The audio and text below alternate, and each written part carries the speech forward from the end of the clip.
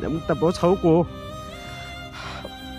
هر حال د شپې بېګا چې کوم دی دا واقع شوې ده، دا دکان چا شوی دی تقریبا 40-40 لک روپو چې کوم دی په دې کې سامان هر څه چې کوم پراته وو کپړه وغیره ټول لیدی شي. ټول قام ته دا درخواست کوم چې یو ځلې چا څه خبره وي مخامخ ورځئ. نر سړی هغه دی چې مخامخ ورشي.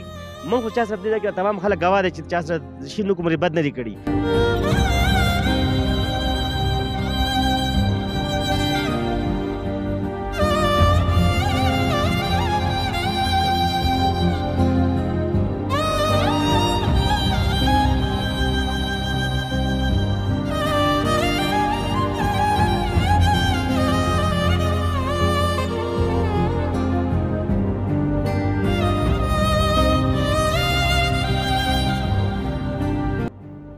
جی بسم الله الرحمن الرحیم. قدرمنو کتونکو السلام علیکم. زه سجاد علي اخونزاده یم او دا وخت موجود یم په بونیر تحصیل چغرزي بالاوانو سر کې. بیګا د شپې یو افسوسناک واقعه راغله، یعنی د ظلم انتها شوې ده. دا امیر صاحب تاسو کتلی شئ د دکان چې دی نو دا بیګا چا سوی دی وورو ته اچولې. په دې کې د لکونو روپو سامانو په دې علاقه منځ دا ډېر غټ دوکانو او لکونو روپو نقصان شوی دی. او دا لومړنۍ واقعه دلته کې نه ده، د دې نه مخکې دوه ګاډي هم سوي دي، د هغې نه وروسته یو موټر سایکل هم سوی دی، یو پکې د څاروو غوجل هم سوي ده، یو دوکان یې بل هم سوی دی. دا 15 واقعه ده، یعنی انتهایي تور ظلم دی. پولیس هم چې دی نو راغلي دلته کې خپل هغه ریپورټ چې دی نو هغه یې درج کړلی، خو تا حال د اوسه پورې هېڅ پته هم نه لګېدلې چې دا کارونه دا ظلم څوک کوي. زما سره دلته کې د دې دوکان مالک دا امیر صاحب موجود دی، د هغه نه به خبرې اترې اورو چې هغه څه ویل غواړي. امیر صاحب السلام علیکم. وعلیکم السلام ورحمۃ اللہ وبرکاتہ. جی سجاد علي بھائی تاسو ډېر شکرګزار یم. تاسو خپل قیمتي وخت راویستو زموږ په دې دړغم کې موږ له دې رالی. زموږ تپوس خو وکړو. هر حال د شپې بېګا چې کوم دی دا واقع شوې ده، دا دکان چا شوی دی تقریبا 40-40 لک روپو چې کوم دی په دې کې سامان هر څه چې کوم پراته وو کپړه وغیره ټول لیدی شي. زما فی الحال په چا باندې هم دعوا نشتي. چم ګاون خلکو هم زما سره هیلپ کړی. زموږ خویندې وروڼه دي، داسې یو خبره نشته زموږ چا سره ورانې.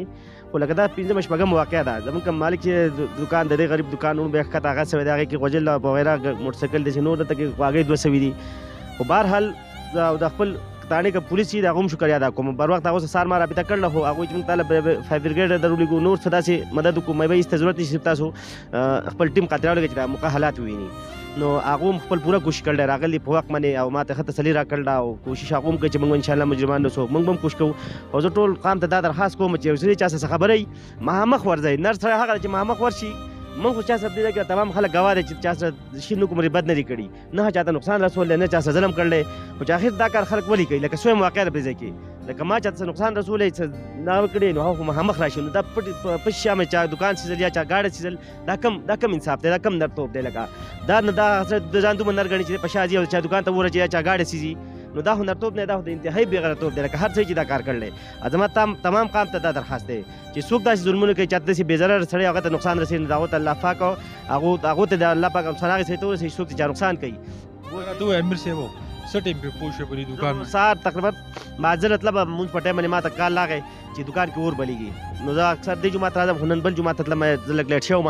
نو ما فورا دوکان ته زه راغلم. نو دوکان کې دا اور باید ما ټالۍ کولاو کړې. نو سره په شوکیسونو چې څه وبایم مکمل یو اور و. په هغې اور کې زه واوښتم، دننه ما په دغه باندې په لرګي باندې چې کوم دی فرج نه هغه تختې مختې لرې کولې مې چې فرج بچ شي، خو نه بچ کېده.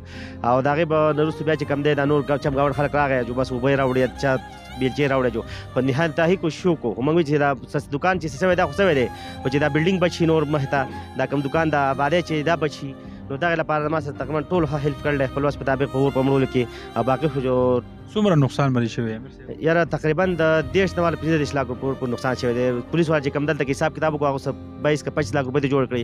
خو هغې کې طاقونه دا علاوه دي که دا خو موږ به د زکات حساب کوو نو دا تقریبا دا یې پورې راته که نه 20-22 لک 22.5 لک. خو دې نه علاوه په دې کې طاقونه او فرج دی که چاپېره نور سامان د دوکان چې کوم خپل دننه څیزونه شوکیسونه نو تاوان ډېر زیات شوی دی. لکه دا راته ووایې تاسو چا سره دښمني یا زیاتي یا داسې؟ نه بالکل زموږ د چا سره په دې وخت کې نه چا سره دښمني شته، نه جنګ جګړه، نه سر فساد. په چا دې شک څه دعوا؟ نه په دې وخت کې بالکل زما په چا باندې شک دعوا نشته.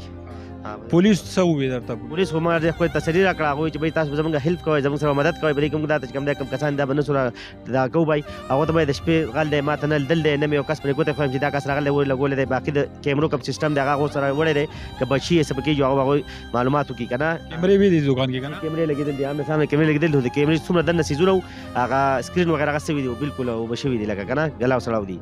خو بهرحال لږ ډیوایس کې لږ دغه بچ دی، که چېرې په هغې کې څه ریکارډ پاتې شي نو هغه به انشاءالله پولیس والا هم راوباسي. حکومت ته او کوم منتخب نمایندګان چې دي هغو ته څه پیغام لرئ؟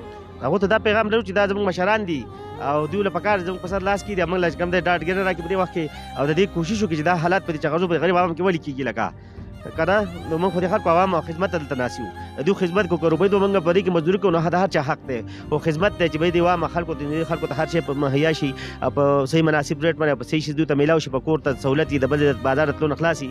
نو موږ خو دا کوو. نو حکومت ته او کوم چې سپیشل انویسټیګیشن کوم دغه چې دا تفتیشي ټیم دی، هغه تفتیش والا ټیم دی چې کوم دې لپاره مقرر شوی دی. تفتیش ځکه وشي چې لکه دا یوه نه دوه نه درې نه پنځمه شپږمه واقعه چې په دې ځای کې کېږي او بې ګناه خلکو سره کېږي لکه.